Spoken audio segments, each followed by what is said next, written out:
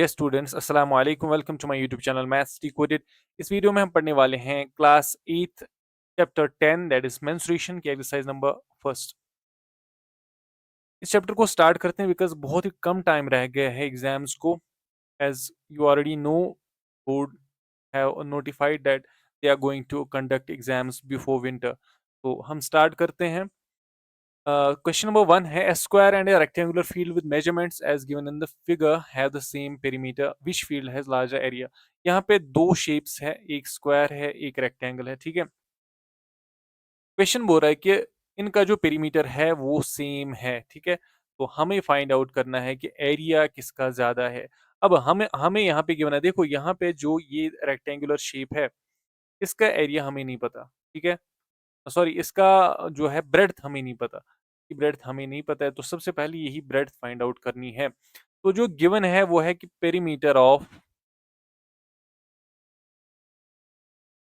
Of square field या square is equal to perimeter of rectangle, ठीक है। इसी के बराबर है। अब पेरीमीटर ऑफ स्क्वायर कितना होता है, 4 × S। और पेरीमीटर ऑफ रेक्टेंगल क्या होता है, ट्वाइस लेंथ प्लस 4 × अब स्क्वायर जो है उसका जो साइड है वो 60 है, will be equal to twice length क्या है रेक्टेंगल की, 80 प्लस ब्रेड्थ ऐसे ही आएगी। ये हो गया 240 इक्वल टू 160 प्लस 2b। 2 से मैंने 80 को भी मल्टीप्लाई किया और b को भी मल्टीप्लाई किया। अभी 160 इधर आएगा, तो यहाँ से 240 minus 160 is equal to 2b। और यहाँ से आएगा 80 इज इक्वल टू 2b। और 80 divided by 2 is equal to b। और b जो है वो आएगा 40। और ये आएगा किसमें, मीटर्स में, ठीक है। अभी हमारे पास ब्रेड्थ आई किसकी, रेक्टेंगल की। अब हमें फाइंड आउट क्या करना है, एरिया फाइंड आउट करना है। तो यहाँ से पहले निकालते हैं एरिया ऑफ स्क्वायर।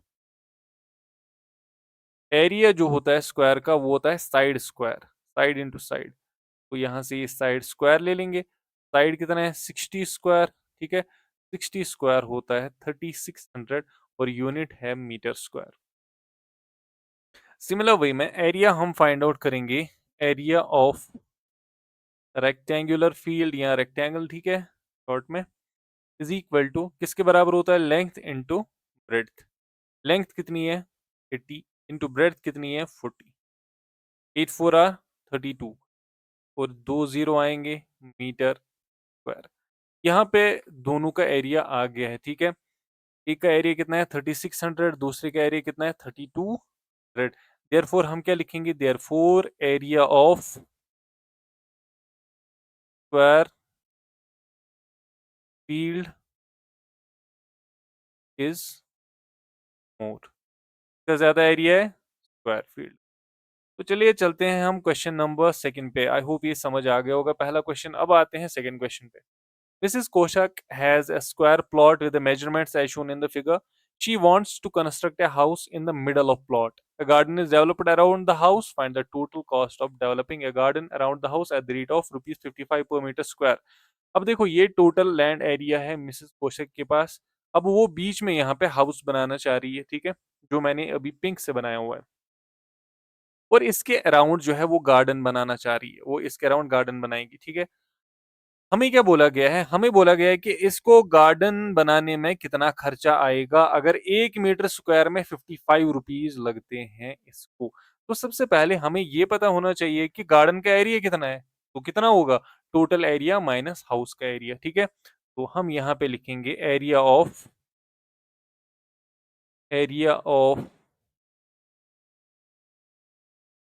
गार्डन किसके बराबर है, total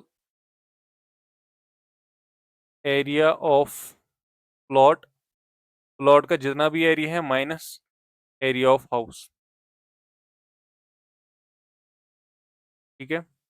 will be equal to area of plot कितना होगा, देखो यहाँ से भी 25 यहाँ से भी 25, तो एरिया आएगा 25 स्क्वायर, ठीक है। तो एरिया आएगा, प्लॉट का एरिया आएगा 25 square minus area of house क्या आएगा 20 × 15, 20 × which will be equal to 625 minus 20 × 15 कितना आता है, ये आता है 300।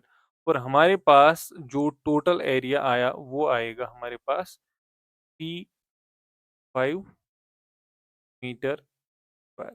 तो ये आया हमारे पास एरिया ऑफ गार्डन।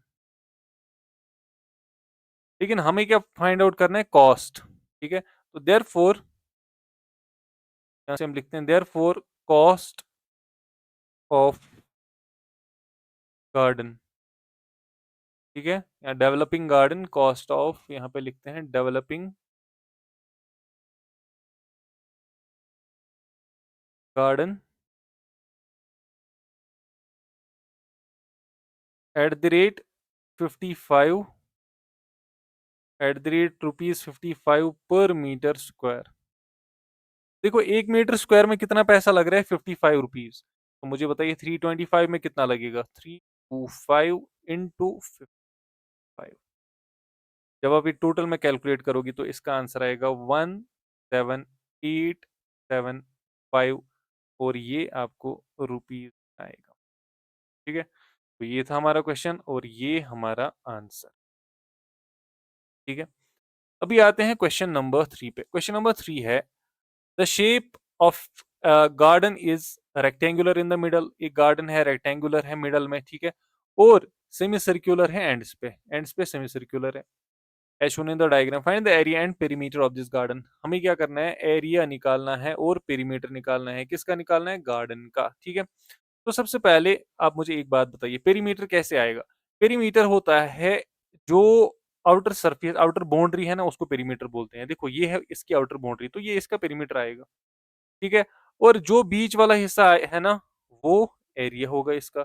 तो पेरीमीटर में हम रेक्टेंगल के ये दो साइड जो है नेग्लेक्ट कर देंगे, बाकी सारा हमारे पास आएगा। ठीक है, हम यहाँ से लिखेंगे पेरीमीटर ऑफ गार्डन के बराबर आएगा, देखो 2 × length of rectangle, 2 × length of rectangle. ठीक है, रेक्टेंगल की लेंथ जो है 2 बार लेंगे हम, प्लस देखो यहां से ये सर्कमफ्रेंस है किसका, सेमी सर्कल का। तो सेमी सर्कल कितने हैं, 2। तो 2 × circumference of semi circle, SC। ठीक है, सेमी सर्कल मैंने शॉर्ट में लिखा। अब आपका क्वेश्चन ये हो सकता है कि सर यहाँ पे तो गिवन खाली 20 है, यहाँ से गिवन 7 है, तो ये बाकी वैल्यूज आपने कैसे लिए। देखो टोटल 20 है, ठीक है। अब यहाँ से ये डायमीटर 7 है, तो रेडियस कितनी होगी 3.5, तो ये वाला हिस्सा 3.5 होगा जो मैंने इधर लिखा है। ठीक है, 3.5 लिखा, और यहाँ से भी 3.5, तो टोटल मिला के ये जो दो यहाँ पे सरफेस है इनका 7 मीटर आएगा टोटल में। तो टोटल यहाँ से ये 20 है, माइनस करोगे आप 7 तो कितना बचेगा, 13 बचेगा। ठीक है, और ऐसे तो ये है ही 7। ठीक है, अब कर लेते हैं यहाँ से, देखो 2 × length of rectangle that is 2 × 13 plus 2 × circumference of circle किसके बराबर होता है, 2πr के बराबर होता है। लेकिन अगर यहाँ पे सेमी सर्कल है तो 2πr/2 है ना। देखो 2πr होता है पूरे सर्कल का, सेमी सर्कल होता है डिवाइडेड बाई 2, 2 और 2 कैंसिल हो गया, तो πr बचेगा ना खाली। तो यहाँ से πr लिखेंगे हम सर्कमफ्रेंस ऑफ सेमी सर्कल। तो ये आएगा यहाँ से 2 × 13 हो गया 26, प्लस 2 × 22/7 इंटू 3.5। ठीक है, जब हम यहाँ पे इसको कैलकुलेट करेंगे तो इसका जो पेरीमीटर टोटल आएगा ये यहाँ पे 26, यहाँ से 0.5 आएगा, 2 × 22 होता है 44 इंटू 0.5, 44 का आधा। ठीक है, वो आएगा which implies 26 plus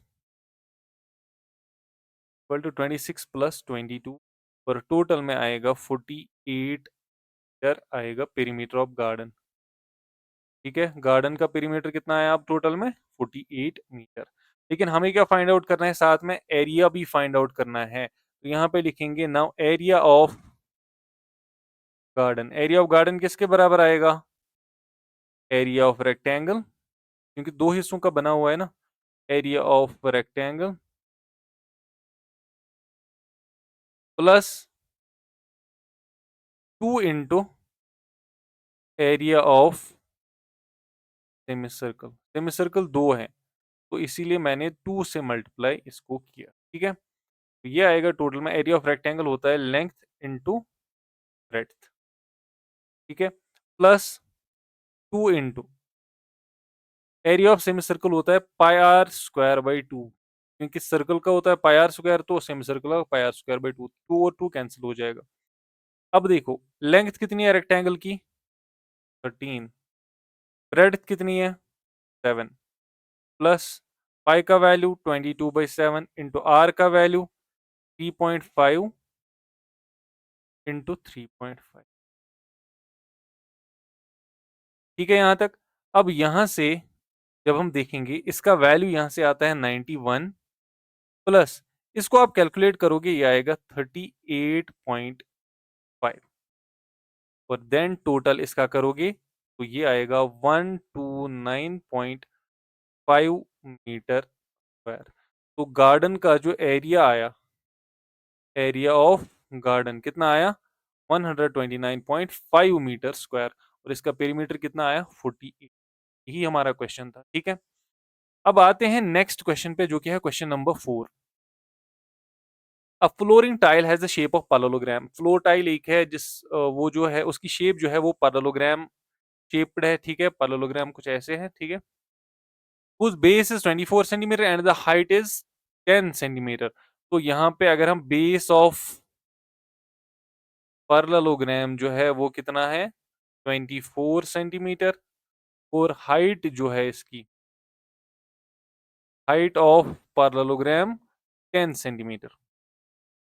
how many size tiles are required to cover a floor area of 1080 metre. देखो ये सपोज यहाँ पे फ्लोर है, हमें इस फ्लोर को टाइल्स से जो है कवर करना है। ठीक है, अब यहाँ पे वो नहीं गिवन है कि फ्लोर के डायमेंशंस, हमें बस एरिया गिवन है 1080 मीटर स्क्वायर। हमें बताना है कि इसमें कितनी टाइल्स यूज होंगी। तो देखो यहाँ पे मीटर स्क्वायर में है ये, अगर यहाँ पे फ्लोर एरिया हम लिखें, फ्लोर एरिया किसके बराबर है? 1080 मीटर स्क्वायर। देखो यहाँ पे मीटर में है, यहाँ पे सेंटीमीटर में, तो यहाँ पे हम सेंटीमीटर को मीटर में कन्वर्ट करने वाले हैं। तो 1 मीटर में 100 सेंटीमीटर होते हैं, तो ये आएगा 0.24 मीटर, और ये आएगा 0.10 मीटर। ठीक है, अब ये ठीक है, यूनिट सेम आ गई। ठीक है, अब हमें क्या लिखना है कि कितनी टाइल्स यूज होंगी। देयरफॉर हम यहाँ पे लिखेंगे directly number of tiles required.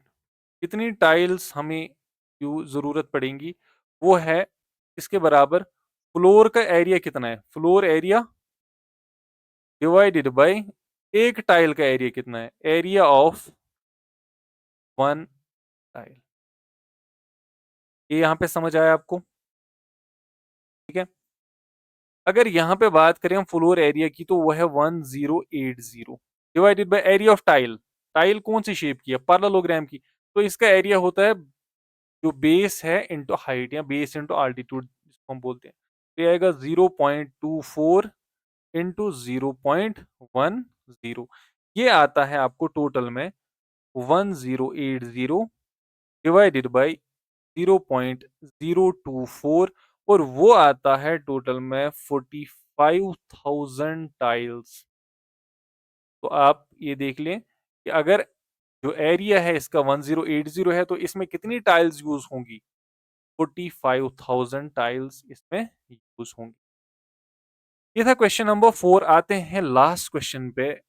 वो क्वेश्चन है, an ant is moving around a few food pieces of different shapes scattered on the floor. एक चींटी है वो घूम रही है फूड पार्टिकल्स के अराउंड, जो कि फ्लोर पे बिखरे हुए हैं, वो फूड पार्टिकल्स उनके अराउंड ये घूम रही है। ठीक है, तो क्वेश्चन बोल रहा है हमें कि बताओ कौन से फूड पार्टिकल पे के मतलब अगर वो इर्द गिर्द घूमेगी, अराउंड घूमेगी, तो किस फूड पार्टिकल के अराउंड ज्यादा टाइम लगेगा उसको। सीधी सी बात है, जिसका पेरीमीटर ज्यादा होगा। तो असल में हमें करना क्या है, हमें हर एक का जो है पेरीमीटर निकालना है। सबसे पहले ए का देखेंगे हम। देखो, ए जो है, ए फूड पार्टिकल, ये तो यहाँ से जाएगी वो और यहाँ से जाएगी। दैट मीन्स ये ऐड होगा, 2.8 ऐड होगा, और ये circumference of semi circle add होगा। ठीक है, तो ए जो फूड पार्टिकल का पेरीमीटर कितना होगा,